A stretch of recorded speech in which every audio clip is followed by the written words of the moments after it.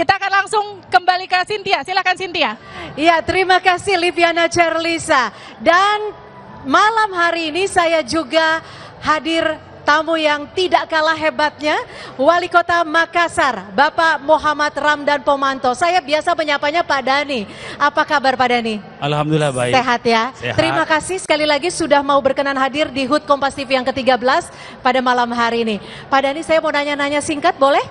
Pak Dhani, ini kan pemerintah Kota Makassar mempunyai predikat baru, predikat yang luar biasa sebagai kota dengan pelayanan dan keterbukaan informasi publik yang bisa dikatakan sangat baik di tingkat provinsi hingga nasional.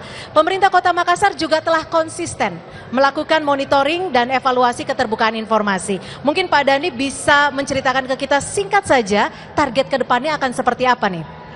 Keterbukaan informasi tentunya yang pertama tujuannya agar public engagement atau pelibatan masyarakat menjadi lebih masif sehingga kita bisa mendapatkan data-data yang akurat dari masyarakat dan mendapatkan inspirasi dan aspirasi dari masyarakat.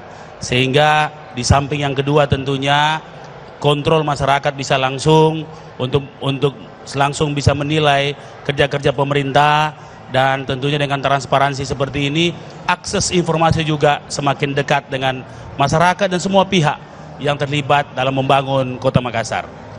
Baik, tentunya ini menjadi inspirasi pastinya untuk daerah-daerah lain dan kami harapkan daerah Kota Makassar juga menjadi lebih baik lagi dan tetap menjadi yang terbaik. Terima kasih sekali lagi Pak Dhani Pomanto sudah hadir bersama kami di acara HUT Kompas TV yang ke-13. Selamat menikmati, terima kasih. Atas nama seluruh masyarakat Kota Makassar menyampaikan terima kasih dan selamat kepada Kompas TV yang berulang tahun ke-13.